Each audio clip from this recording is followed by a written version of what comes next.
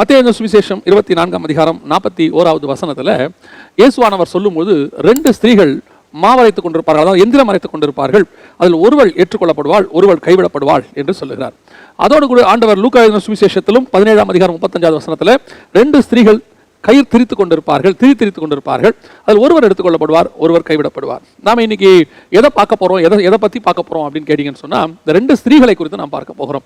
இந்த 2 ஸ்திரீகள் என்பது எதை குறிக்கிறது, எதற்கு ஒப்புமையாக இருக்கிறது அப்படின்னு சொல்லி பார்த்தீங்கன்னு சொன்னா, கலாத்தியர் புஸ்தகத்துக்கு எழுதும் பொழுது 4ஆம் அதிகாரம் 24வது வசனத்துல 2 ஸ்திரீகளை குறித்து பவுல் சொல்லுகிறார். ஒரு ஸ்திரீ ஆகார் என்றும் இன்னொரு ஸ்திரீ சாராள் என்றும் பார்க்கிறோம். இந்த ஆகாரை குறித்து சொல்லும் பொழுது நியாயப்பிரமாணம் என்றும், சாராளை குறித்து சொல்லும் பொழுது கிருபையின் பிரமாணம், அதாவது சுயாதீன பிரமாணம் என்றும் சொல்லுகிறார். இந்த 2 பேரை பத்தி அவர் நிறைய விஷயங்களை பேசிக்கிட்டே வராரு.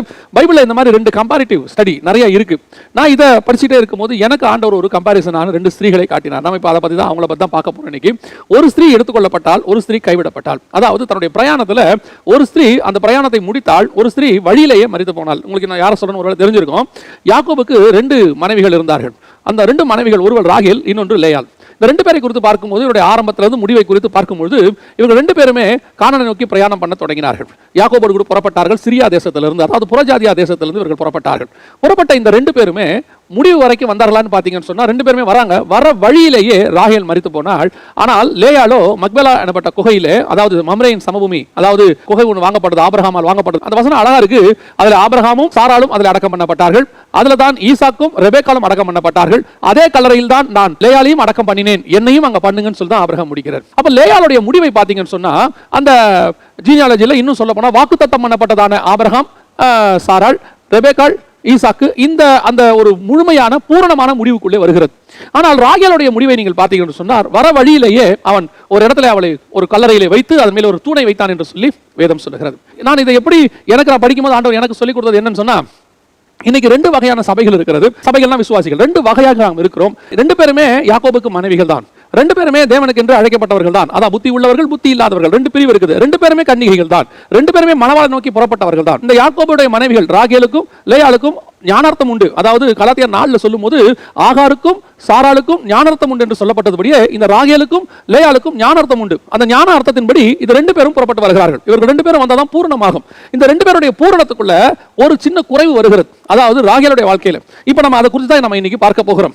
இந்த லேயாளையும் ராகேலையும் குறித்து பார்க்கும்போது, லேயாளுடைய வாழ்க்கை ஆரம்பத்தில் ஒரு அற்பமாக எண்ணப்பட்ட வாழ்க்கை. இந்த காரியத்தை நான் தியானித்த போது எனக்கு சில காரியங்கள் ரொம்ப ஆச்சரியமாக இருந்தது.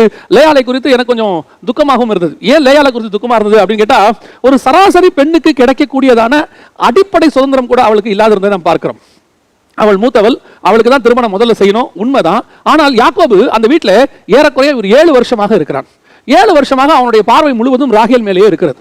அந்த 7 வருஷத்துல ஆரம்பிக்கும் பொழுது லாபான் சொல்லுகிறாரு, நான் என்ன செய்யறேன், உனக்கு திருமணம் பண்ணி கொடுக்குறேன் அப்படின்னு சொல்லி ராகேலை திருமணம் பண்ணி கொடுக்குறேன்னு தான் சொல்றாரு. அதற்காக நான் 7 வருஷம் வேலை செய்யறேன் தெளிவா சொல்லித்தான் யாக்கோபு வேலை செய்யறார். உன் இளைய மகளுக்காக சொல்லித்தான் வேலை செய்யறார். இப்போ வேலை காலம் முடிவடைகிறது, 7 ஆண்டு காலம் முடிவடைகிறது. வசனம் சொல்லுகிறது, அவன் என்ன செஞ்சிருக்கான், 7 வருஷம் ராகேலை குறித்து நினைத்து கொண்டிருந்தாராமா. அதனால டைம் போனதே அவனுக்கு தெரியல. 7 வருஷம் அவ்வளவு அழகா வேலை பார்த்து முடிச்சுட்டாரு. திருமணம் பண்ணி கொடுக்க வேண்டிய நாள் வருகிறது. நாம எல்லாருமே என்ன நினைக்கிறோம்னா, லேயால அனுப்பி விட்டாரு, அதனால போயிட்டு அந்த ராத்திரியில அந்த அம்மா யாக்கோபோடு கூட இணைந்தாங்க அப்படின்னு சொல்லி பார்க்கிறோம். இது ஒரு புறம், ஒரு வசனம் அப்படியே இருக்கட்டும். லேயாளுடைய மனநிலையை நினைத்து பாருங்கள். அவளுக்கும் ஒரு ஆசை உண்டு, அவளுக்கும் ஒரு இருதயத்துல எண்ணங்கள் இருக்கும். இப்போ தங்கச்சியை தன்னுடைய கணவன் நேசிச்சு தான் கல்யாணம் பண்ண போறாரு. ஆனால் அவருக்கு இவள் மேல எந்த விதமான நேசமும் இல்லை. திருட்டளவாய் அவள் போய் ஒரு கல்யாணம், திருட்டு கல்யாணம், அதாவது யார் பண்றது அப்படின்னு கேட்டீங்கன்னு சொன்னா அப்பாவே செஞ்சு வைக்கிறார். அப்படின்னா இவ எவ்வளவு ஒரு நிலைமை பாருங்க. நான் இதை யோசிச்சு பார்க்கிறேன். லேயாளை கூப்பிட்டு லாபான் யாக்கோபை திருமணம் பண்ணி கொள்றியான்னு கேட்கவே இல்லை. உனக்கு அவனை திருமணம் பண்ணிக்கிறான்ற கேள்வி அவன் கேட்கல. ஏங்க கேட்கணும், அந்த காலத்துல எல்லாரும் கேட்டாங்களா? கேட்டிருக்கிறாங்க. இதே லாபான் ஈசாக்கை திருமணம் பண்ண போகும்போது ரெபெக்காளை பார்த்து ஒரு கேள்வி கேட்கிறார். நாம் பெண்ணின் வாய்ப்பிறப்பை கேட்போம் என்று சொல்லுகிறார். பெண்ணின் வாய்ப்பிறப்பை கேட்போம். அப்ப கூப்பிட்டு ரெபெக்காளை கேட்கிறாங்க, இந்த மனுஷனோட போகிறாயா? ரெபெக்காளுடைய முடிவுக்கு அவங்க காத்திருக்கிறாங்க பாருங்களேன். ஒரு தன் தங்கைக்கு அவர் முடிவை எடுத்ததான லாபான் தன் மகளுக்கு என்று வரும்போது அவளை ராத்திரியோட ராத்திரியா போய் அவளுக்கு ஒரு அருவருப்பான காரியத்தை செய்ய சொல்லுகிறான். யோசித்து பாருங்க, அவன் அப்படி செய்ததன் நிமித்தம் 4 குழந்தை பிறக்கிற வரைக்கும் இந்த லேயால யாக்கோபு நேசிக்கல. குழந்தைலாம் பிறக்குது தான், ஆனா யாக்கோபுக்கு நேசம் இல்ல அவன் மேல. ஒரு கடமைக்கான ஒரு வாழ்க்கை. இத்தனைக்கும் அவனை ரொம்ப அன்பா நேசிக்கிறா. அவன் சொல்றா, இப்பொழுது என் கணவர் இணைந்திருப்பார் என்று சொல்லி அவனுக்கு லேவி என்று பெயரிட்டாள். அப்ப என்ன அர்த்தம்? அந்த கணவனுடைய அன்புக்கு எதிர்பார்த்திருக்கிறதான ஒரு அனுபவம். கடைசி வரைக்கும் யாக்கோபுடைய அன்பு அவளுக்கு கிடைக்கவே இல்லை. இது எவ்வளவு சூழ்நிலை யோசித்து பாருங்க. லேயாளை அவள் தகப்பன் பண்ணதான ஒரு வேலை, அவன் செஞ்சதான அந்த ஒரு காரியம் அவள் வாழ்க்கையே அன்பில்லாமல் போய்விட்டது. அவளுடைய எதிர்பார்ப்பு முழுவதும் கணவனுடைய அன்பாக இருக்கிறது, ஆனால் அது அவருக்கு கிடைக்கவே இல்லை. பல நேரங்களில் நாம் இந்த மாதிரி சூழ்நிலைகள் தான் கடந்து போகிறோம். நாம் அன்புள்ளவர்களாக இருந்தாலும் நம்மை சாடுகிறவர்கள் அன்புள்ளவர்களாக இல்லை. காரணம் என்ன? அவளுக்கு கூச்ச கண்ணியாமா, அது அவள் செய்த தப்பா? அது பிறப்பு அப்படி. அவளுக்கு அப்படி இருக்கும்போது அவள் என்ன செய்யக்கூடும்? அநேகரால் வெறுக்கப்பட்டாள். திருமணத்துக்கு மாப்பிள்ளை கிடையாது, யாரும் அவளை வந்து தேட மாட்டாங்க. வீட்டில் வந்த திருமணத்துக்கான முறை பையன் கூட தன் தங்கையை விரும்புகிறான், தன்னை விரும்பவில்லை. அப்படிப்பட்ட ஒரு சூழ்நிலையில தகப்பன் சொல்றாரு, நீ போய் அவனோடு கூட ராத்திரியில அவனோடு கூட இணைந்து கொள். இப்படிப்பட்டதான ஒரு காரியம் தான் லேயாளுடைய வாழ்க்கை.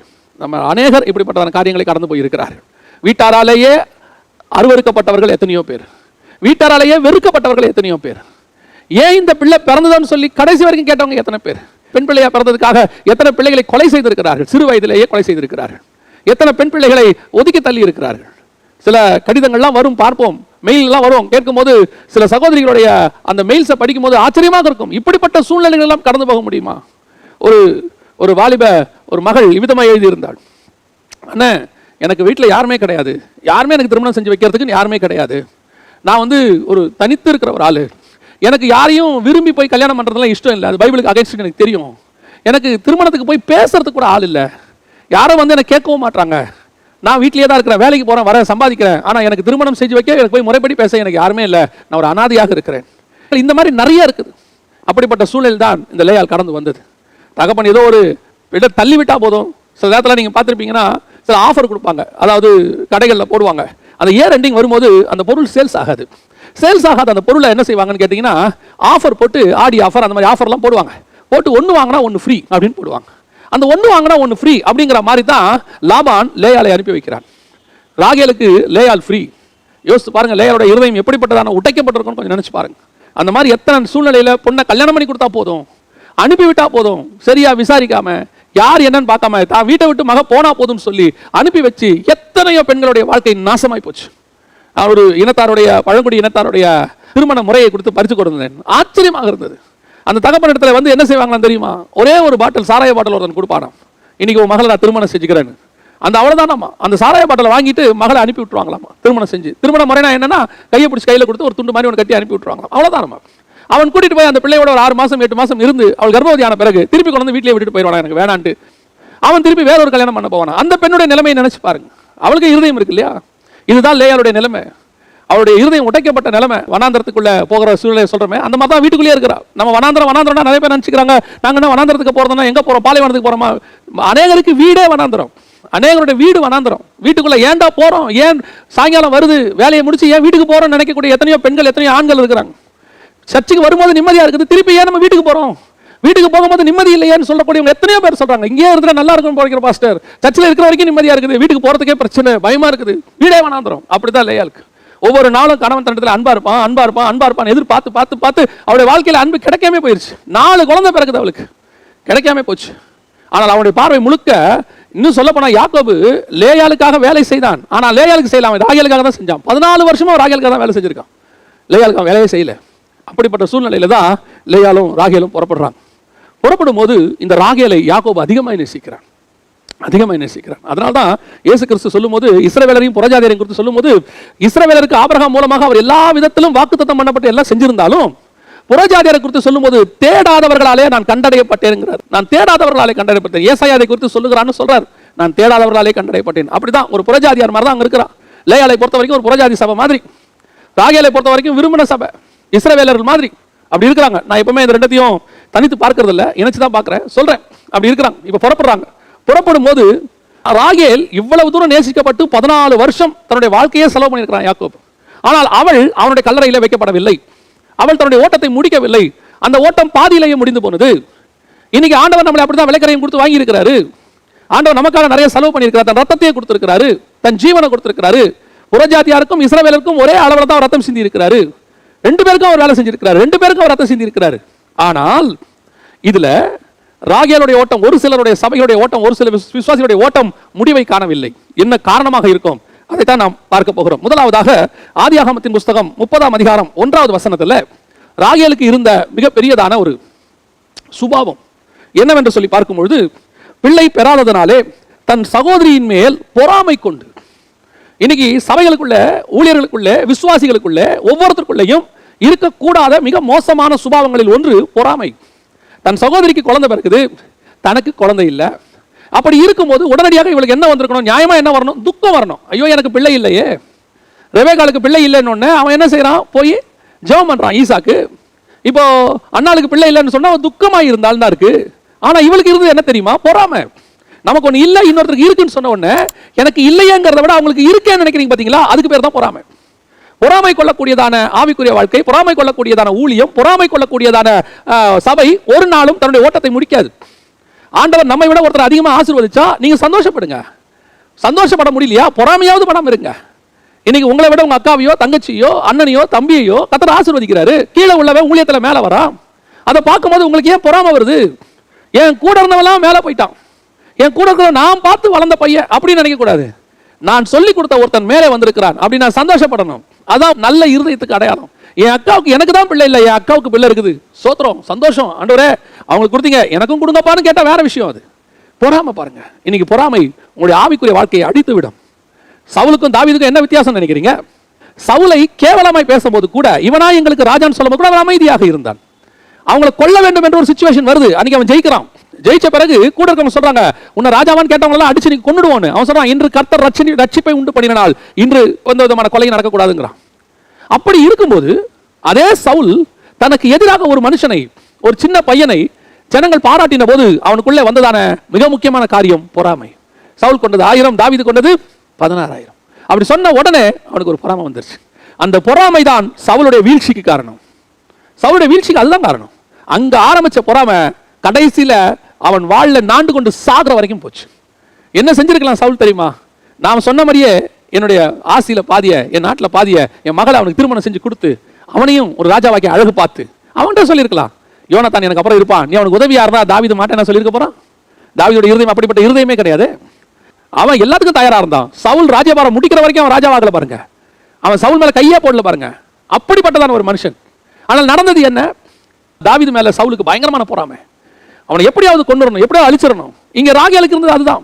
போய் யாக்கோபு கிட்ட சண்டை போடுறான், எனக்கு பிள்ளை கொடும். அவன் சொல்றான், கர்த்தர் உன் கர்ப்பத்தை அடைத்திருக்கிறார். கர்த்தர் உனக்கு கொடுக்காம ஒரு காரியத்தை கொடுங்க நீங்க கேட்கும் போது உங்களுக்கு எப்படி கிடைக்கும்?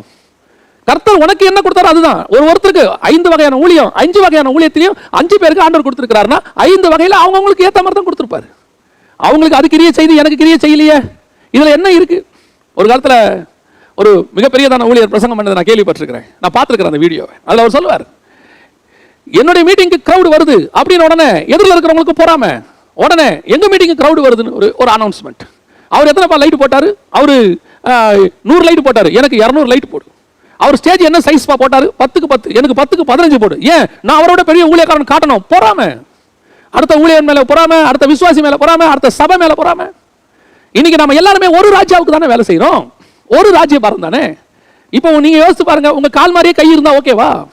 காலுடைய நீளத்துக்கும் கையுடைய நீளத்துக்கும் கை இந்த ஷேப்ல இருக்கும், கால் அந்த ஷேப்ல இருக்கணும். இல்ல இல்ல எனக்கு கை 4 கை இருந்தா நல்லா இருக்கும்னு சொன்னா வருமா? மிருகமா மாறிடுவோம்.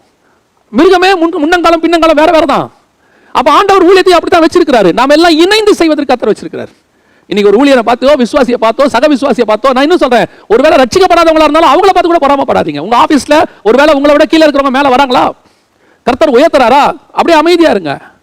கர்த்தர் சில நேரங்களில் நம்மளை அடக்கி வச்சிருப்பாரு. ஏற்ற காலம் வர வரைக்கும் நம்மளை அடக்கி தான் வச்சிருப்பாரு. நமக்கு தேவையானதை கர்த்தர் ஏற்ற நேரத்தில் தருவதற்கு வல்லமை உள்ள தேவனாக இருக்கிறார். அவர் அநீதி உள்ள தேவனே கிடையாதுங்க. ஆனா நமக்காக ஒரு காலம் வச்சிருப்பாரு, அது வரைக்கும் வெயிட் பண்ணணும். எனக்கு ஒரு ஊழியரை தெரியும். அவர் உண்மையாய் ஊழியம் செய்ததான ஒரு மனுஷன். அவர் ஊழியம் செய்த காலத்தில் அவர் கர்த்தருக்கு உண்மையாய் செய்தனால அவர் எந்த கடனை வாங்க மாட்டார். அவர் எந்த ஒரு காரியத்தையும் செய்ய மாட்டார். அவரோடு கூட இணைந்து அவருடைய நண்பர் ஒரு ஊழியம் செய்து கொண்டிருந்தார். அவர் எல்லாவற்றையும் உடனடியாக இன்ஸ்டால்மெண்ட்ல வாங்கி தன்னுடைய ஊழியத்தை நல்லா கம்பீரமாக காட்டணும்னு நினைக்கக்கூடியதான ஒரு மனுஷன். கார் வாங்குவார், எல்லாம் வாங்குவார். இந்த மனுஷன் வீட்டில் ஒன்றுமே இருக்காது. அப்போ அவருடைய மனைவி அவரை பார்த்து, உங்க ஊழியத்தை கர்த்தர் ஆசீர்வதிக்கிறதே கிடையாது, உங்க ஊழியத்தை கர்த்தர் கை விட்டுட்டார். ஏன்? அவர் ஊழியத்தை கர்த்தர் ஆசீர்வதிச்சிருக்காரு, அதனால தான் கார் கொடுத்துருக்காரு. இந்த ஊழியர் சொல்வாரு, எப்படி புரிய வைக்கிறதுனே தெரியல பாஸ்டர், எப்படி இவங்களுக்கு புரிய வைக்கிறதுனே தெரியல. ஊழியம் என்பது என்ன? அடுத்தவங்களை பார்த்து அந்த மாதிரி வளர்றது கிடையாது, அவங்கள பார்த்து வளரணும் கிடையாது. சிலர்லாம் பார்த்தீங்கன்னா பிள்ளைகளை சொல்லுவாங்க, பாரு அவன் எப்படி மார்க் எடுக்கிறான், நீ ஏன் எடுக்கல? அவருடைய கெப்பாசிட்டிக்கு அவன் மார்க் எடுக்கிறான், இவன் கெப்பாசிட்டிக்கு இவன் மார்க் எடுக்கிறான். அவ்வளோதான். யாரால என்ன முடியுமோ அதான் படிக்க வைக்கிறோம், சொல்லி கொடுக்குறோம், என்ன வருமோ அவ்வளோதான். ஆனால் வர்றது அவ்வளோதான் வரும். அதை விட்டுட்டு அந்த மாதிரி எடு, இந்த மாதிரி எடு, எல்லாரும் பெரிய ஆல்பர்ட் ஐன்ஸ்டீன் மாதிரி ஆயிட முடியுமா? அத்தனை பேருமே தாமஸ் ஆல்வா எடிசன் ஆயிட முடியுமா? இல்ல அத்தனை பேருமே ஊழியத்திலுமே சொல்றேன், எல்லாருமே பவுல் ஆயிட முடியுமா? எல்லாருமே மோசே ஆயிட முடியுமா? கர்த்தர் யாருக்கு என்ன வைத்தாரோ அந்த ஓட்டத்தில் ஓடி கடைசி வரைக்கும் முடிக்கணும். பொறாமை கொள்ளாதீங்க. அடுத்த ஊழியத்தை பார்த்து ஏங்காதீங்க. அவர் இப்படி வந்துட்டாரு, நானும் வந்துடணும். இன்னைக்கு நிறைய பேருக்கு அதுதான். ஃபாதர் பெர்க்மன்ஸ் இத்தனை 40 வால்யூம் போட்டு அவர் கர்த்தர் உயர்த்திருக்கிறாரு. உடனே இன்னைக்கு வரவங்களுக்கு என்ன ஃபாதர் பெர்க்மன்ஸ் மாதிரி ஆகணும். என்ன ஆகணும்? உடனடியாக போட்டு சிடியை போட்டு அப்படியே பாட்டை போட்டு உடனே யூடியூப்ல ஏத்தி அவர் இத்தனை வருஷம் அவர் அனுபவத்தில் அவர் பட்ட பாடுகள் எல்லாத்தையும் 4 வருஷத்துல சம்பாதிக்கணும்னு நினைக்கிறாங்க. முடியுமா? முடியாது. எல்லாருமே ஃபாதர் பெர்க்மன்ஸா மாற முடியாது. எல்லாரும் சால நவரோஜியா மாற முடியாது. ஒவ்வொருத்தருக்கும் ஒரு அழைப்பு. அவங்க ஓட்டத்தை அவங்க ஓடிக்கிட்டு இருக்காங்க. சால நவரோஜியமா அவங்க ஓட்டத்தை ஓடி முடிச்சாங்க. அதே மாதிரி உங்களுக்கு வச்சிருக்கிற ஓட்டத்தை நம்ம ஓடி முடிக்கணும். எல்லாருமே பவுலா மாற முடியாது.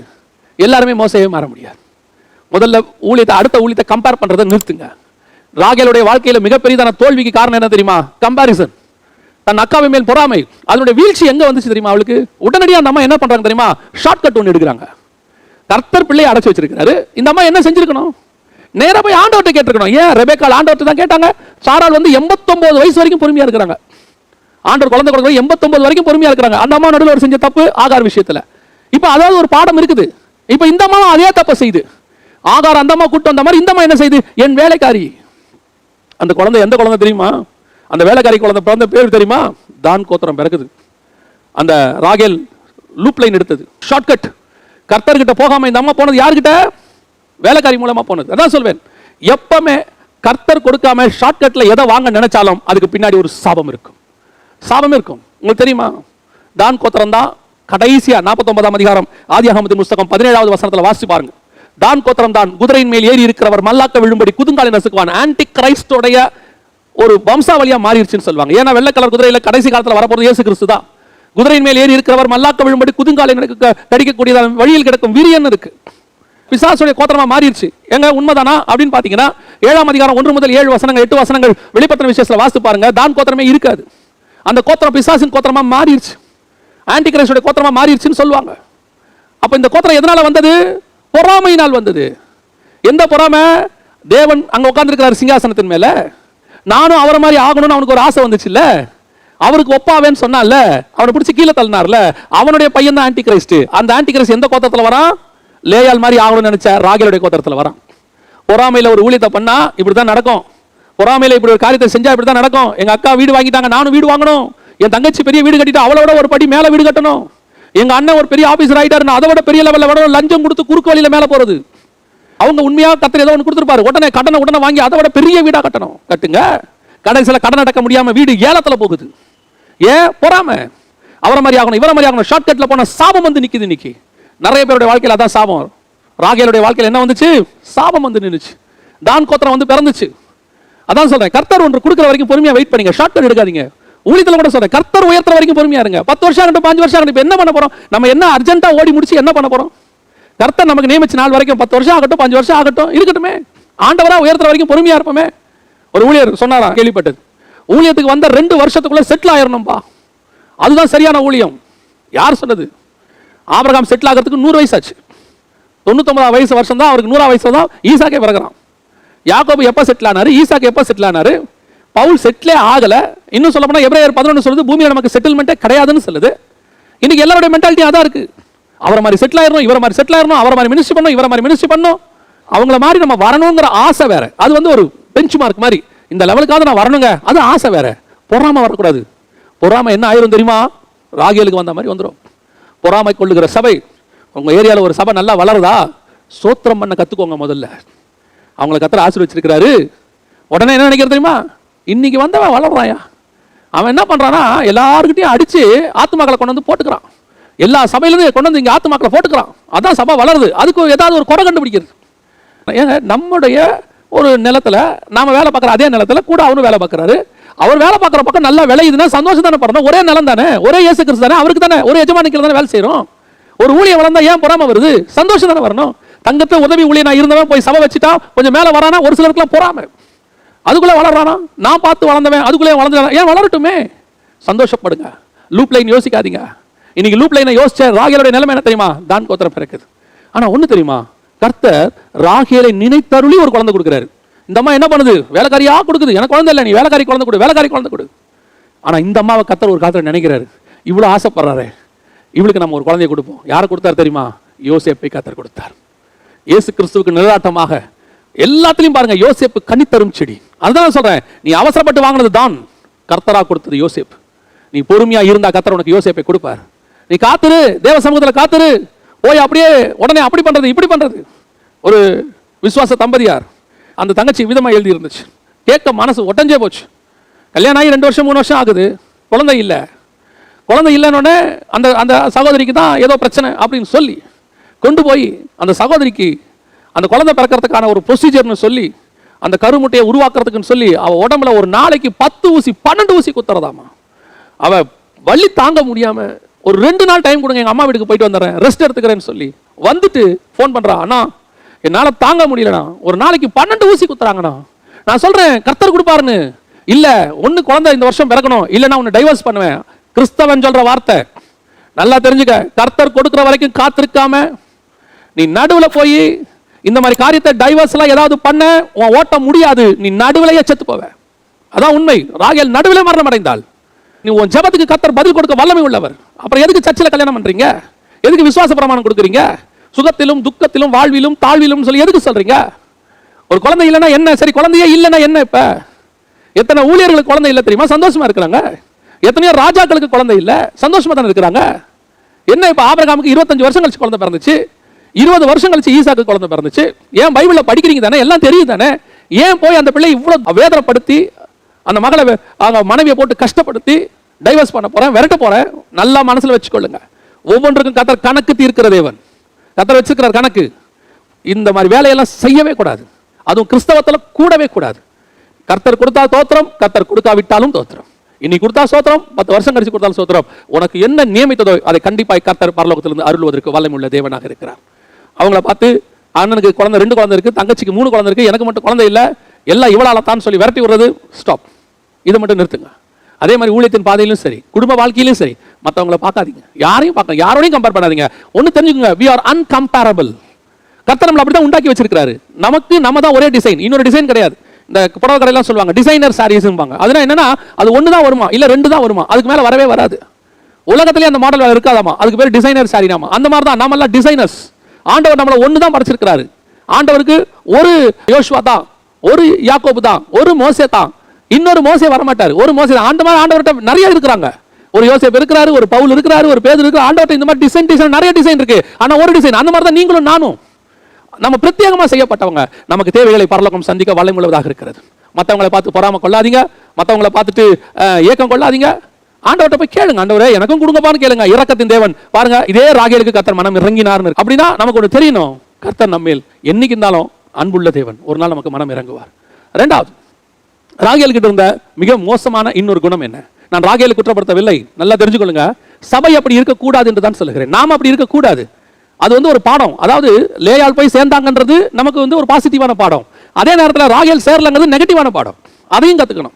2வது, ராகேல் இருந்த காரியங்கள் என்ன? ஆதியாகமத்தின் புஸ்தகம் 30ஆம் அதிகாரம் 14 முதல் 16 வசனங்களை நீங்கள் வாசித்து பாருங்க.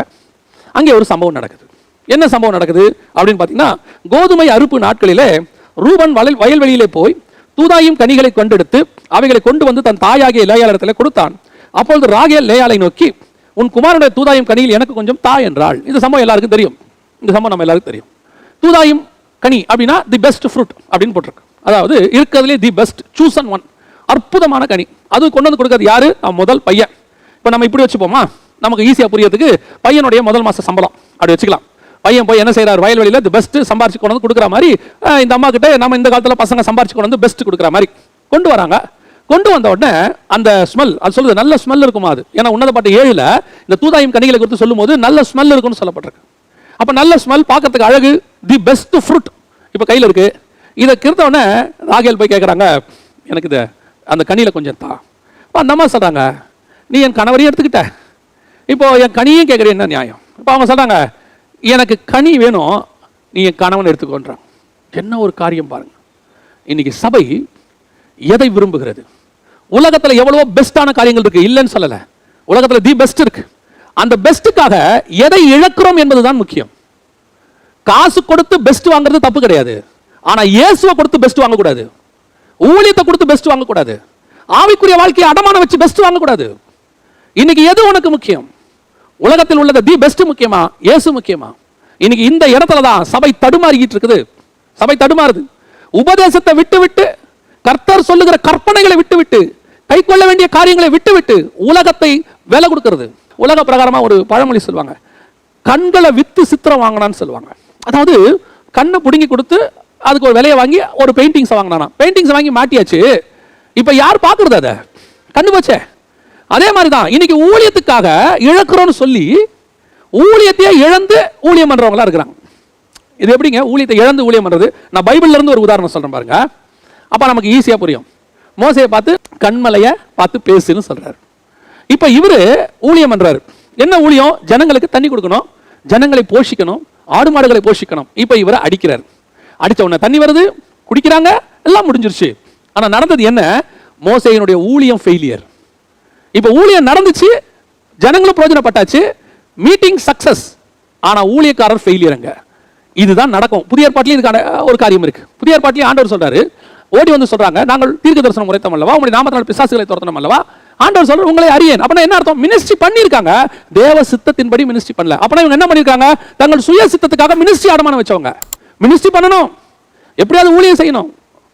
ஒரு ஊழியர் இவ்விதமாய் பிரசங்கம் பண்ணினார். நான் அப்போ உட்காந்து விசுவாசியை கேட்டுக்கிட்டு இருந்தேன். நான் வேலை செஞ்ச நாட்டில் அவர் வந்திருந்தார், கெஸ்ட் ஸ்பீக்கராக வந்தார். கெஸ்ட் ஸ்பீக்கராக வந்த இடத்துல அவர் இப்படி பிரசங்கம் பண்ணார், நான் தேவனுக்காக 15 வருஷம் ஊழியம் செய்திருக்கிறேன். இந்த 15 வருஷத்துல, அப்போ நான் சொல்றது 2003-04 சொல்றேன், நான் இந்த 15 வருஷத்துல பண்ண ஊழியத்தினுடைய விளைவாக 2.5 லட்சம் தான் கடன் இருக்குது. இதுதான் என்னோட ஊழியம்.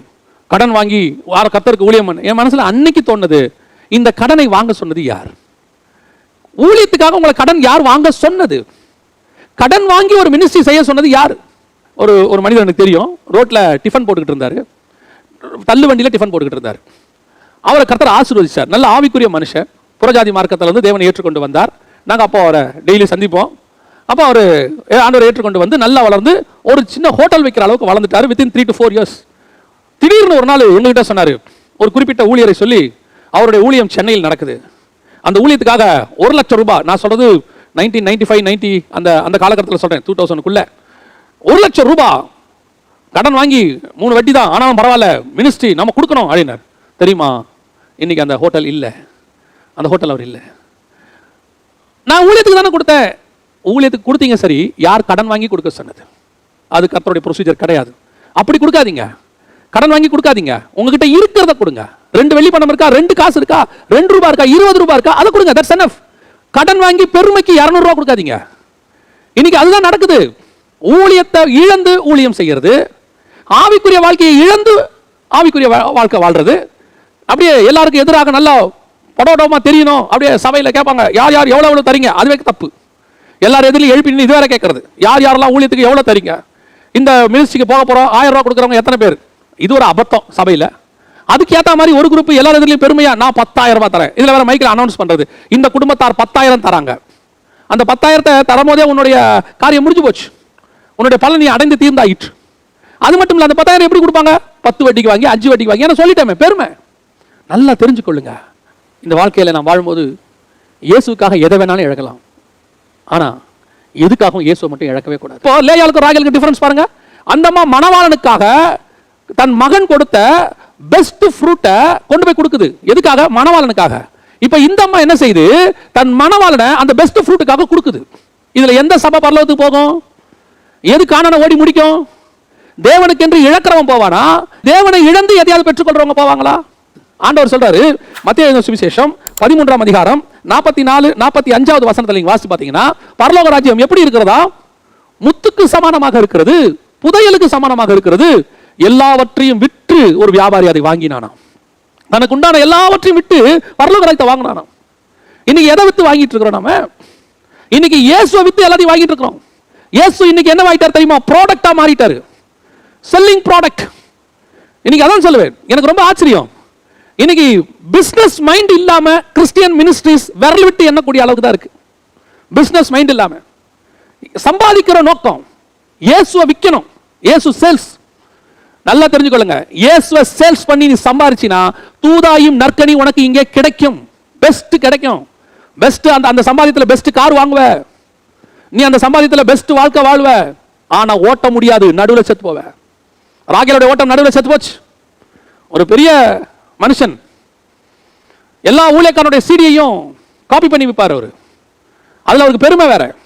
காப்பி பண்ணி வித்து அதுல அவர் சொல்வாரு, காப்பி ரைட்ஸே வாங்க மாட்டார், வித்து சீடி போட்டுருவார், போய் அதுல ஒரு வீடு வீடெல்லாம் வாசல்லாம் கட்டிட்டார். அதுல ஒரு பெருமை அவருக்கு.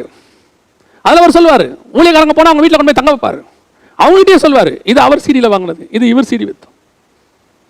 முடிவு கொடுமை, பிள்ளைகளுடைய முடிவு கொடுமை. பணத்துக்காக இயேசுவை வியாபாரம் பண்ணோம், தொலைஞ்சோம். இயேசுக்காக நீ எதை வேணாலும் இழக்கலாம். இன்னைக்கு இயேசு தான் இம்பார்ட்டன்ட். இன்னைக்கு என்னாச்சு, இந்த அம்மா மணவாளனை விட்டுட்டாங்க, மணவாளனை கொடுத்துட்டாங்க. கர்த்தர் லேயாளை நினைத்தருளினார். அதான் இம்பார்ட்டன்ட். இன்னைக்கு ரொம்ப கேர்ஃபுல்லாக இருந்து கொள்ளுங்க. ஊழியத்தை மிஸ் பண்ணிடாதீங்க, ஆவிக்குரிய வாழ்க்கையை மிஸ் பண்ணிடாதீங்க. இன்னைக்கு போயிட்டு ஆவிக்குரிய வாழ்க்கையை விட்டு கொஞ்சம் விட்டு கொடுத்தா நீ அப்படி ஆயிடலாம், இப்படி ஆயிடலாம். இப்படி நீங்க பைபிள் வசனம்லாம் பேசினா மேலே வர முடியாது, பரிசுத்தம் பேசினாலாம் வர முடியாதுன்னு சொல்லுவாங்க. நான் சொல்றேன், அப்படிலாம் பண்ணா வர முடியாதுங்க. கொஞ்சம் நீங்க நெளிவு சுழிவா போனா தான் வர முடியும். நீங்க நெளிவு சுழிவா போகாதீங்க. நான் சொல்றேன், போகாதீங்க.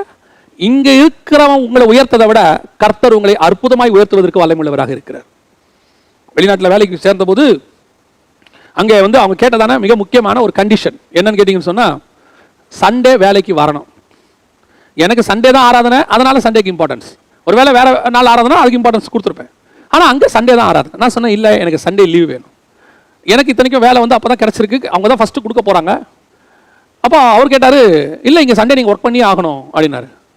நான் சொன்னேன், சாரி என்னால் ஒர்க் பண்ண முடியாது அப்படின்னு. அப்படின்னா உங்களுக்கு இம்பார்ட்டன்ட் சண்டேல என்ன அப்படின்னாரு. ஏன்னா அங்கே இருக்கவங்களாம் சண்டே வந்து வீக்கெண்ட்ஸ் வந்து அவங்க வேறு விதமாக ஸ்பெண்ட் பண்ணுவாங்க. அவர் அப்படி நினச்சிக்கிட்டார். சண்டே என்ன உங்களுக்கு ரொம்ப இம்பார்ட்டன்ட் அப்படின்னாரு. நான் சொன்னேன், எனக்கு சர்ச்சுக்கு போகணும் சார், நான் சண்டே ஆனால் சர்ச் போகிற ஆள், நான் சர்ச்சுக்கு போகணும். அவர் 2 நிமிஷம் என்ன அப்படியே பார்த்தாரு, சரி லீவ் எடுத்துக்கோங்க அப்படின்னாரு. ஏன்னா அவர் சொன்னார், வேறு எந்த காரணம் சொல்லியிருந்தாலும் நான் உங்களை வேலையை எடுத்து வைக்கிருப்பேன், நீங்கள் சர்ச்சுக்கு போகணும்னு சொன்னதுனால சரி கடவுளை தானே தெரியுங்க, போயிட்டு வாங்க நாங்கள் அட்ஜஸ்ட் பண்ணுறோம் அப்படின்னாரு. நான் சொல்கிறேன், நீங்கள் தேவனுக்கு வைராக்கியம் பாராட்டுங்கள், கர்த்தர் உங்களுக்கு என்று வைராக்கியம் பாராட்டுவார். எனக்கு ஆண்டவர் தான் முக்கியம், தூதாயும் நற்கனி முக்கியம் கிடையாது. ஆண்டவர் முக்கியம் சொல்லி பாருங்க, இந்த தூதாயும் நற்கனியை விட தி பெஸ்ட்டை கர்த்தர் கொடுப்பதற்கு வல்லமையுள்ளவராக இருக்கிறார். பல நேரங்களில் நாம எதை சூஸ் பண்றோம்னு கர்த்தர் வெயிட் பண்ணி பார்க்கிறார். எதுக்கு இம்பார்ட்டன்ஸ் கொடுக்குறோம்? ஒரு தீர்மானம் எடுக்கிறீங்க, இனிமேல் இந்த மாதிரி செய்ய மாட்டேன் ஆண்டவரே எடுக்கிறீங்க, கரெக்டா அந்த தப்பை செய்யறதுக்கான ஒரு சான்ஸ் ஒன்று வரும். இது கர்த்தர் தான் அனுமதிக்கிறார். எதுக்காக? நீங்க எடுத்த தீர்மானத்தில் கரெக்டா நிக்கிறீங்களான்னு கர்த்தர் பார்க்கிறார்.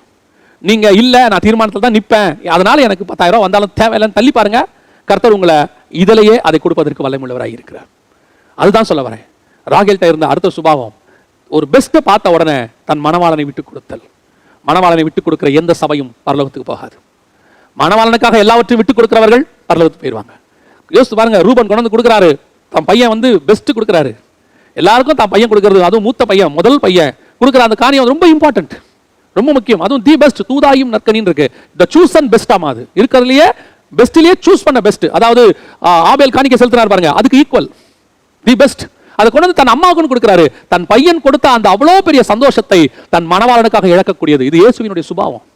எல்லாவற்றையும் துறந்து எதுக்காக? இந்த ஆத்துமாக்களை மீட்பதற்காக. அப்படிப்பட்ட சுபாவம் இருக்கணும் சபைக்கு, அப்படிப்பட்ட சுபாவம் இருக்கணும் விசுவாசிக்கு. இழந்து பெற்றுக்கொள்ளக்கூடியது. இன்னைக்கு என்ன நடக்குது யோசிச்சு பாருங்க. அப்படிப்பட்ட சபைகள் பரலோகத்திற்கு போகாது, அது இங்கேயே தான் இருக்கும். இயேசுவை வித்து உலகத்தை சம்பாதிக்கிறவன் பரலோகத்துக்கு போக முடியாது. மூன்றாவதாக ராகேல்ட்ட இருந்த லேயாள்ட்ட இருந்த வித்தியாசம் என்ன? ஆதியாகமத்தின் புஸ்தகம் 31ஆம் அதிகாரம் 32வது வசனத்துல ஒரு சம்பவம் இருக்கு. என்னன்னு சொன்னா, யாக்கோபு தன் மனைவி பிள்ளைகள் எல்லாரையும் கூட்டிட்டு கிளம்புறாரு. எங்க? தன் சுய தேசத்துக்கு, அதான் கானானுக்கு புறப்படுறாரு, அதாவது இஸ்ரவேல் தேசத்துக்கு புறப்படுறாரு. புறப்படும் போது தன் மனைவி கிட்ட வந்து சொல்றாரு, நம்ம போறோம், இந்த லாபானுடைய இதெல்லாம் இங்க விட்டுட்டு நான் எனக்கு உண்டானதை மட்டும்தான் எடுத்துட்டு போவேன். இந்த இடத்துல ரொம்ப அழகா யாக்கோபு தன் கை சுத்தத்தை பத்தி பேசுறாரு பாருங்க. 31ஆம் அதிகாரம் 32வது வசனம். ஆனாலும் யாரிடத்தில் உம்முடைய தெய்வங்களை கண்டுபிடிக்கிறீரோ அவனை உயிரோடு விட வேண்டாம்.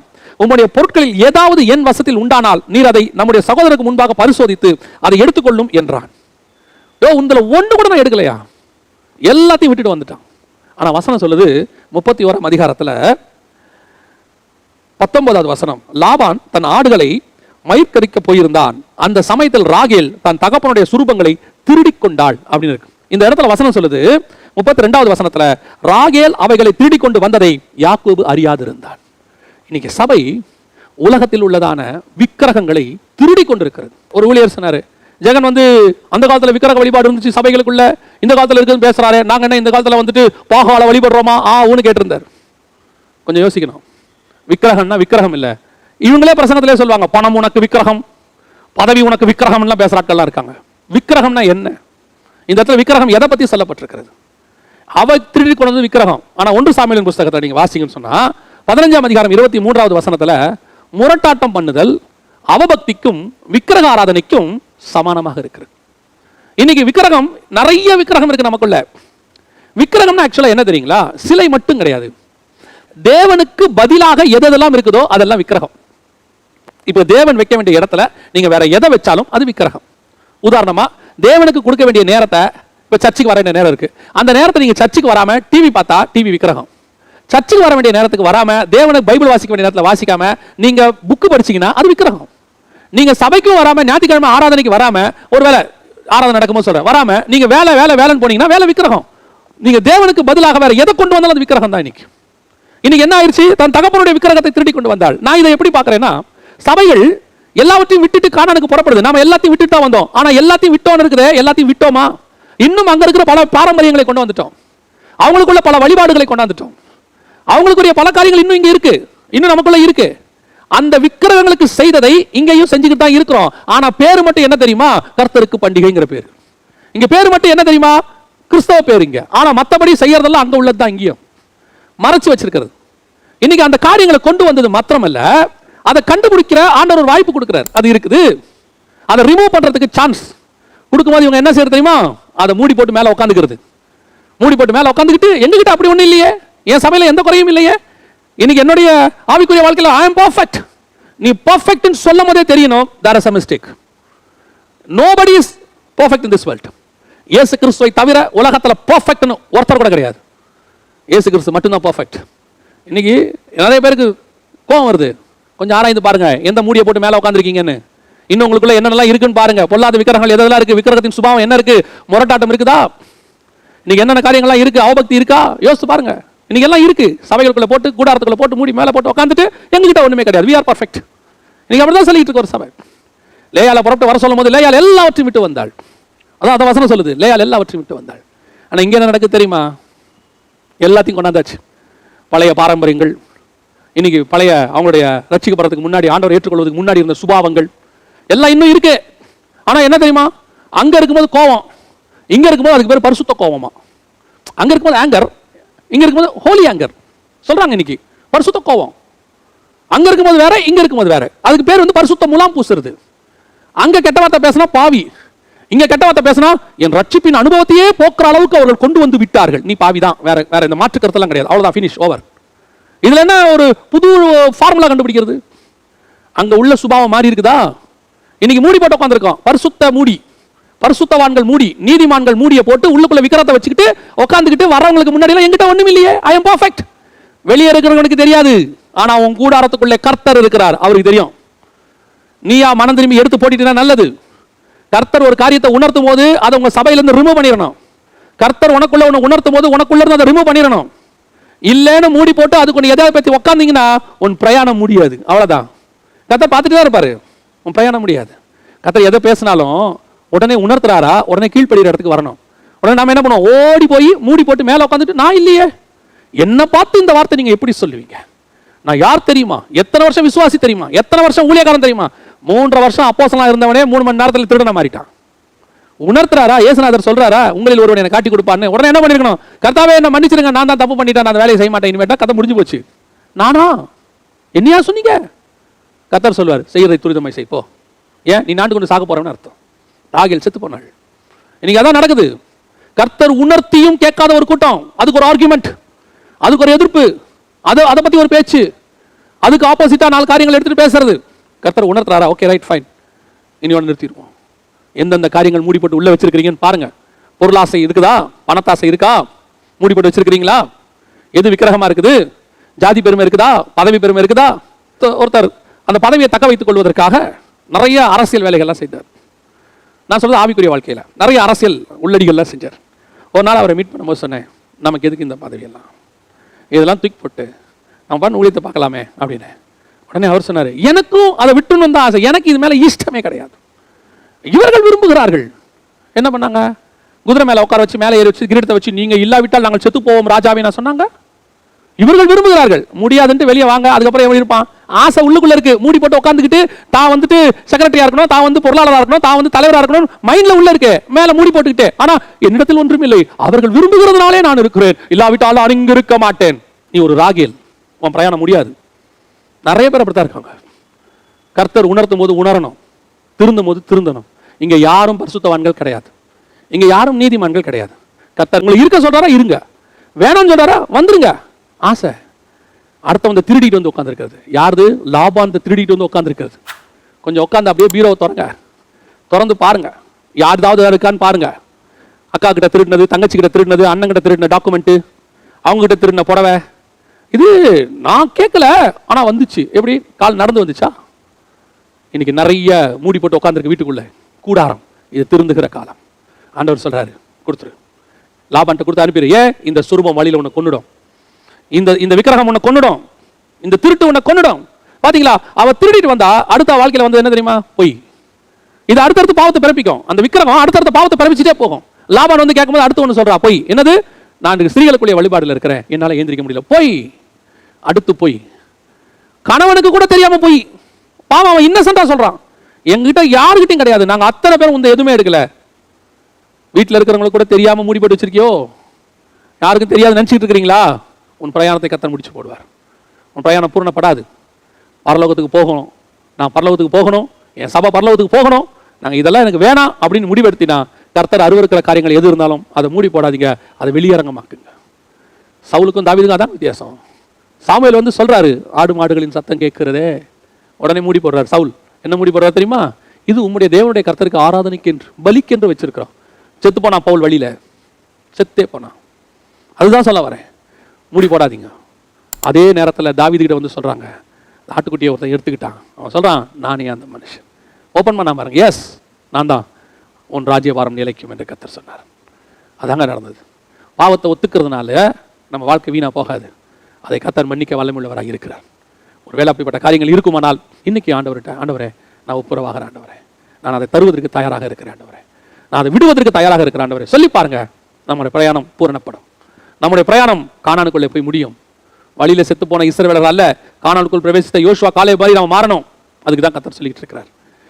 கடைசியாய் நான் ஒரு காரியத்தை சொல்லிவிட்டு முடிக்க விரும்புகிறேன். ஆதியாகமத்தின் புஸ்தகம் 35ஆம் அதிகாரம் 19ஆம் வசனத்துல ராகேல் வழியிலே ஒரு குழந்தையை பெற்று வேதனைப்பட்டு அதிலே மரித்து போனாள். ஆனால் லேயாளை குறித்தோ அந்த இடத்துல ஒண்ணுமே இல்லை. எனக்கு ஒரு பெரிய ஆச்சரியம் என்னன்னா, இந்த ரெண்டு பேரை பத்தி பார்க்கும்போது லேயாள் மரித்ததை பத்தி சொல்லவே இல்லை. லேயாள் இந்த இடத்துல மரிச்சாங்க, இந்த இடத்துல அவளை புதைச்சா, எதுவுமே இல்லை. ஒரே ஒரு இடத்துல, அதுவும் ஃபைனலா சாகும்போது யாக்கோபு சொல்ற வார்த்தை என்னன்னா, என்ன ஒரு கல்லறையில வைங்க, அந்த கல்லறையில யார் யாரெல்லாம் இருக்கிறாங்கன்னு சொன்னா, ஆபிரகாம் சாராள் இருக்கிறாங்க, அந்த இடத்துல ஈசாக்கும் ரெபேக்காலும் இருக்காங்க, அங்கதான் லேயாலும் இருக்கிறா, என்னையும் கொண்டு போய் அங்க வச்சிருங்கன்னு சொல்றாரு. ஒழிய லேயாள் எந்த இடத்துல செத்தா, எப்படி செத்தா எதுவுமே கிடையாது. நான் விசுவாசிக்கிறேன், லேயாளுடைய மரணம் இங்கே பதிவு செய்யப்படவில்லை. லேயாள் எங்க செத்தா, எப்படி செத்தாங்கிறது பதிவு செய்யப்படவில்லை. ஆனா கானானுக்கு போனாள் என்பது மாத்திரம் இருக்கிறது. அவள் பிரயாணம் பூரணப்பட்டதை ஒழிய மரணத்தை குறித்து சொல்லப்படவில்லை. அப்படின்னா என்ன அர்த்தம் தெரியுமா? நீ உலக பிரகாரமா மரிச்சாலும் உன் ஆவிக்குரிய மரணம் இங்க இருக்காது. நீ பூரணப்பட்டு கானானுக்குள்ளே பிரவேசிப்பாய். லேயாளுடைய நல்ல சுபாவம் என்ன தெரியுமா? அற்பமா எண்ணப்பட்டாள், கர்த்தர் அவளை ஆசீர்வதிச்சாரு. பொறுமையோடு கூட இருந்து பெற்றுக்கொண்டாள், கர்த்தர் அவளை ஆசீர்வதிச்சாரு. அவள் தன் தங்கையை பார்த்து எந்த விதத்திலும் பொறாமப்படலை. என்ன பொறாமப்படலை? அவளை தானே நேசிச்ச, அவளுக்காக நீ வேலை செஞ்சான். ஒரு நாள் கூட தன் கணவன்ட்டு அவள் சண்டையை போடலை. அவள் சொன்னதில் என்ன தெரியுமா? அவர் எங்கிட்ட அன்பா இருப்பாரு, அவர் எங்கிட்ட அன்பா இருப்பாரு. ஆனா ராகேல் அப்படி அல்ல. தங்கிட்ட அன்பா இருந்த கணவன்கிட்ட கூட அவள் சொல்றா, எனக்கு பிள்ளை கொடும், நான் சாகிறேன். பொறாமை. லேயாளுக்கு பொறாமை கிடையாது. சபை பொறாமை கொள்ளக்கூடாது. ஊழியங்களிலோ ஊழியக்காரத்திலோ அடுத்தவங்க ஆசீர்வதிக்கப்படும் போதோ சந்தோஷப்பட கத்துக்கோங்க. முதல்ல அவங்கள பார்த்து சந்தோஷப்படுங்க, பொறாமப்படாதீங்க. உங்களுக்கு ஒருவேளை இல்லையா, ஆண்டவர்கிட்ட கேளுங்க, ஆண்டவரே உங்களுக்கு சித்தமானால் அதை எனக்கு கொடுங்கன்னு கேளுங்க. கர்த்தர் தருவதற்கு வல்லமையுள்ளவராக இருக்கிறார். ரெண்டாவது, எதைக்காகவும் இயேசுவை இழந்துடக்கூடாது. இந்த உலகத்துல எதை வேணாலும் இழக்கலாம், இயேசுவை மட்டும் இழக்கக்கூடாது. அவருக்காக எதை வேணாலும் இழக்கலாம். தன்னுடைய தூதாயும் நற்கனி தன் மகன் கொண்டு வந்து கொடுத்த தி பெஸ்ட்டை கொடுத்து தன் கணவனை அவர் வாங்குகிறார், மணவாளனை வாங்குகிறாள். அந்த இடத்துக்கு தான் சபை இருக்கணும். கடைசியாக இந்த உலகத்தில் உள்ளத எந்த ஒரு காரியமும் திருட்டளவாய் கூட உள்ளே வரக்கூடாது. மூடி போட்டு அதை வச்சிருக்க கூடாது. எங்கிட்ட ஒன்றும் இல்லை. இயேசு சொல்றாரு, தெளிவா சொல்றாரு, உலகத்தின் அதிபதியானவன் என்னிடத்தில் வருகிறான், அவனுக்கு என்னிடத்தில் ஒன்றும் இல்லை. இவங்க அந்த ராகேல் கூடாரத்துக்கு வரதுக்கு முன்னாடி லேயாள் கூடாரத்துக்கு தான் போறாரு லாபான். லேயாள் கூடாரத்துக்கு போய் செக் பண்றாரு, அங்கே இல்லைன்னு இருக்கு, எதுவுமே இல்லை, லாபானுடையது எதுவுமே இல்லை. அப்படின்னா என்ன அர்த்தம்? மணவாளனை நம்பி நான் என்னைக்கு வந்துட்டனோ அதற்கு பிறகு இந்த உலகத்தில் உள்ளது எதுவும் என்னுடைய கூடாரத்துக்குள்ள இருக்காது. எப்ப நான் யாக்கோபுக்கு நம்பி வந்துட்டேனோ, என் மணவாளனை நம்பிட்டேனோ, என் மணவாளனை நேசிக்கிறார் அது வேற விஷயம். ஆனா என் மணவாளன் என்ன கொடுக்குறாரோ அது மட்டும்தான் என் கூடாரத்தில் இருக்கும், வேற யார் கொடுக்குறது என் கூடாரத்தில் இருக்காது. ஆனா நம்முடைய மணவாளன் எப்படி தெரியுமா? நம்மை நேசிக்கிற மணவாளன், நமக்காக எல்லாவற்றையும் கொடுத்த மணவாளன், அவ்வளவு கொடுத்திருக்கிறாரு. இது பத்தாதுக்குன்னு உலகத்துல வந்து திருடுறோமே, எவ்வளவு அநியாயம் பாருங்க. இன்னைக்கு நம்ம அந்த தீர்மானத்தை எடுக்கணும். என்னுடைய கூடாரத்துக்குள் ஒன்றும் இருக்காது. அப்படி இருக்கும்போது நம்முடைய காரியம் ஜெயமாய் முடியும். லேயாள் கானானுக்குள்ளே மக்பேலா குகையிலே அவள் புதைக்கப்பட்டாள், அடக்கம் பண்ணப்பட்டாள். ஆனால் ராகேலோ வழியிலே மரித்து போனாள். எனக்கு இந்த சம்பவத்தை படிச்சுட்டு இருக்கும்போது ஒரே ஒரு வசனம் எனக்கு ஞாபகத்துக்கு வந்துச்சு. மத்தேயு சுவிசேஷம் 2ஆம் அதிகாரத்தில் ராகேலை குறித்து ஒரு தீர்க்க தரிசனம் சொல்லப்படுது. இதே தீர்க்க தரிசனம் எங்க இருக்குன்னு கேட்டீங்கன்னு சொன்னா எரேமியா புஸ்தகத்திலும் சொல்லப்பட்டிருக்கு. அதனால தான் அந்த இடத்துல எரேமியா தீர்க்க தரிசினால் சொல்லப்பட்டது நிறைவேறினது இருக்கு. அதாவது 2:18 புலம்பலும் அழுகையும் மிகுந்த துக்கம் கொண்டாடலுமாகிய கூக்குரல் ராமாவிலே கேட்கப்பட்டது. ராகேல் தன் பிள்ளைகளுக்காக அழுது அவைகள் இல்லாதபடியால் ஆறுதல் அடையாதிருக்கிறாள் என்று எரேமியா தீர்க்க தரிசனால் உரைக்கப்பட்டது. அப்பொழுது நிறைவேறிற்று. இந்த தீர்க்க தரிசனம் என்ன, ஏன் நிறைவேறிச்சு? இதை நம்ம வரிசையா படிச்சிருப்போம். இதை படிச்சுட்டு இருக்கும் போது ஆவியானவர் எனக்கு உணர்த்தினதை நான் உங்களுக்கு சொல்லிட்டு முடிச்சிடுறேன். ஏன் ராகேல் இயேசுவை கொலை பண்றதுக்கு அங்க ஏரோது பர்மிஷன் கொடுத்துட்டாரு. இயேசுவை தேடுறாங்க. 1.5 வயதுக்கு உட்பட்ட பிள்ளைகள் எல்லாம் கொலை செய்யப்படுது. அந்த நேரத்தில் வசனம் சொல்லுது, ராகேல் தன் பிள்ளைகள் இல்லாதபடியினாலே. ஏன் ராகேலை பத்தி இருக்கு, ஏன் லேயாலை பத்தி இந்த இடத்துல இல்ல? ராகேலுக்கு ஏன் அழுகையும் புலம்பலும் உண்டாயிற்று அப்படின்னு பாத்தீங்கன்னா நல்லா தெரிஞ்சுக்கொள்ளுங்க. இப்போ 12 கோத்திரம் இருக்கு இல்லைங்களா? இந்த 12 கோத்திரமும் சாலமோன் காலத்துக்கு பிறகு 2ஆக பிரியுது. ரெகேபியாம் எரேபியாம்னு பிரியுது. இப்படி 2ஆ பிரிஞ்ச பிறகு இந்த 10 கோத்திரத்துக்கு பேரு லாஸ்ட் ட்ரைப்ஸ், அதாவது காணாமல் போன கோத்திரம்னு அர்த்தம். இந்த 2 கோத்திரம் தான் இருந்துச்சு. எதுன்னு கேட்டீங்கன்னா யூதா கோத்திரமும் பென்யமீன் கோத்திரமும். இந்த 2ம் சேர்ந்ததுக்கு பேர் தான் யூதேயான்னு பேர். இந்த 2 கோத்திரம் தான் அன்னைக்கு இருந்துச்சு. மிச்ச 10 கோத்திரம் சிறையாக பிடிக்கப்பட்டு போச்சு. அதுக்கப்புறம் இந்த 2 கோத்திரமும் போயிருச்சு. இந்த யூதேயாங்கிறது எதை குறிக்கணும்? 2 கோத்திரக்காரங்களை தான் குறிக்கும். இது பென்யமீன் கோத்திரத்தையும் அந்த யூதா கோத்திரத்தையும் குறிக்கும். இப்போ 1.5 வயதுக்கு உட்பட்ட பிள்ளைகளை எல்லாம் கொலை செய்ய அவன் ஆள் அனுப்பின உடனே இப்போ இயேசுவை தூக்கிக்கிட்டு எகிப்துக்கு போயிட்டாங்க. இயேசு எந்த கோத்திரம்? யூதா கோத்திரத்தை சார்ந்தவர். யூதா கோத்திரத்தை சார்ந்த ஒரு பிள்ளை தப்பித்து போய்விட்டது. ஆனால் பென்யமீன் கோத்திரத்திலிருந்து ஒரு பிள்ளையும் அன்னைக்கு தப்பிக்கல. ஏன்னா 2 கோத்திரம் தான் அங்க இருக்கு, யூதேயா பென்யமீன். இந்த யூதா கோத்திரம் லேயாலை சார்ந்தது, பென்யமீன் கோத்திரம் ராகேலை சார்ந்தது. அந்த பென்யமீன் பிறந்த போது அவன் இறந்து போனான். இப்போ பென்யமீன் கோத்திரத்துல இருந்து யாருமே அங்க தப்பிச்சதா சொல்லப்படல. இயேசுவை மட்டும் தூக்கிட்டு போயிட்டாங்க. இப்போ 1.5 வயதுக்கு உட்பட்ட எல்லா பிள்ளையும் கொலை செய்யப்பட்டதாக சொல்லப்படுது. அப்படி இருக்கும்போது இப்ப யாருக்கு பிள்ளை இல்ல? 2 பேரை பார்க்கும்போது லேயாளுக்கு ஒரு சந்தோஷம், அப்பா என் பிள்ளையில 1 பிழைச்சிருச்சு, 1 தப்பிச்சு போயிருச்சு, அது ஒரு சந்ததியா மாறிடும். இப்ப இவளுக்கு துக்கம். அதான் வசனம் சொல்லுது, புலம்பலும் அழுகையும் ராமாவிலே கேட்கப்பட்டது. ராகேல் தன் பிள்ளைகள் இல்லாதபடினாலே ஆறுதல் அடையாது இருக்கிறாள். பென்யமீன் கோத்திரத்துல யாருமே தப்பிக்கல, யூதா கோத்திரத்துல 1 தப்பிச்சிருச்சு. அதனால தான் தன் பிள்ளைகளுக்காக ராகேல் அழுகிறாருங்க தீர்க்க தரிசனம் அங்கே நிறைவேறுகிறது. எரேமியால சொல்லப்பட்டது 2ஆம் அதிகாரம் 17-18 மத்தேயுல வாசிக்கிறோம். அப்படின்னா யோசித்து பாருங்க, ஆண்டவர் ராகேலுடைய அழுகையும் புலம்பலும் கடைசி வரைக்கும் இருக்கு.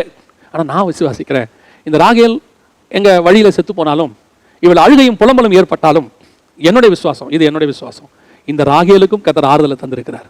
எங்கன்னு கேட்டீங்கன்னா இதே காலகட்டத்தை சார்ந்த ஒரு ஆள் தான். யாருன்னு கேட்டீங்கன்னு சொன்னா பவுல். அவர் பென்யமீன் கோத்திரத்தான்னு பைபிள்ல இருக்கு. இயேசு ஒரு பக்கம் தப்பிச்சிருக்கிறாரு.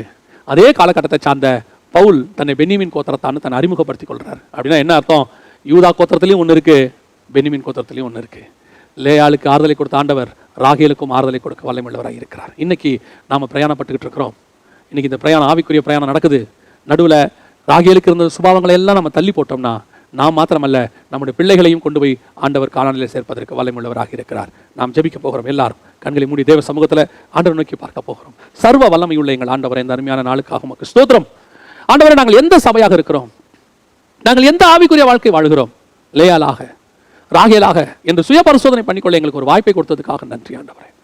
எங்களுக்கு முன்பாக வைக்கப்பட்டிருக்கிறதான இந்த வாழ்க்கையில எங்களுக்கு யார் மேலேயுமே பொறாம வேணாம் ஆண்டவரே, யார் மேலேயும் பொறாம வேண்டாம். எப்படிப்பட்டவங்களா இருந்தாலும் சரி, எங்களுக்கு முன்பாக எங்களுக்கு கீழே இருந்தவங்க எங்களுக்கு மேலே போனாலும் சரி, எங்களுக்கு முன்பாக உயர்த்தப்பட்டாலும் சரி, நாங்கள் இருக்கிற நிலைமையிலே இருந்தாலும் சரி, எங்க யார் மேலே எங்களுக்கு பொறாம இல்லப்பா. எங்களுடைய டார்கெட் இயேசு கிறிஸ்து மட்டும்தான். எங்களுடைய டார்கெட் நீங்க மட்டும்தான் ஆண்டவரே. 2வது ஆண்டவரே, இந்த உலகத்தில் உள்ள எதுக்காகவும் நாங்கள் உங்களை இழந்துடக்கூடாது தகப்பனே. உங்க வசனத்துக்கு புறமா நாங்கள் நடந்துடக்கூடாது ஆண்டவரே. உலகத்தின் ஆஸ்திக்காக, சம்பாத்தியத்துக்காக, பணத்துக்காக, மேன்மைக்காக உடைய வசனத்தை விட்டு ஆண்டவரே நாங்கள் போயிடக்கூடாது தகப்பனே. தூதாயும் நற்கனிகளை கொடுத்து மணவாளனை பெற்றுக்கொள்ளக்கூடிய, எல்லாவற்றையும் விட்டு முத்தை பெற்றுக்கொண்ட அந்த வியாபாரிக்கு ஒப்பாக நாங்கள் மாற எங்களுக்கு கிருபை பாராட்டும். கடைசியாக நாங்கள் இந்த ராகேலை போல இந்த உலகத்தில் உள்ளதை திருடி விடாதபடி, அவைகளை நாங்கள் மூடி போட்டு விடாதபடி, பாவங்களை மறைக்கிறவன் வாழ்வடைய மாட்டான் என்று சொல்லப்பட்டபடி நாங்கள் ஆண்டவரே எல்லாவற்றையும் வெளியரங்கமாய் அவர்களை அறிக்கை செய்து விட்டு விடுகிறோம். இரக்கம் பெறுவார் என்ற வேத வசனத்தின்படி அவைகளை அறிக்கை செய்து விட்டுவிட எங்களுக்கு கிருபை பாராட்டும். எங்களுடைய பிரயாணம் கானானுக்குள்ளே போய் முடிய எங்களுக்கு கிருபை பாராட்டும். வழியிலே மரித்து போன அப்சலோம் போல, வழியிலே மரித்து போன சவுலை போல, வழியிலே மரித்து போன பிழையாமை போல, வழியிலே மரித்து போன யூதாசை போல நாங்கள் மரிக்காதபடி நாங்கள் முடிவு பரியந்தம் ஓடி முடிக்க எங்களுக்கு கிருபை பாராட்டும். உடைய மகிமையுள்ள கரத்தில் எங்களை தாழ்த்துகிறோம். எங்கள் ஆண்டவர் இயேசுவின் நாமத்தில் பிதாவே.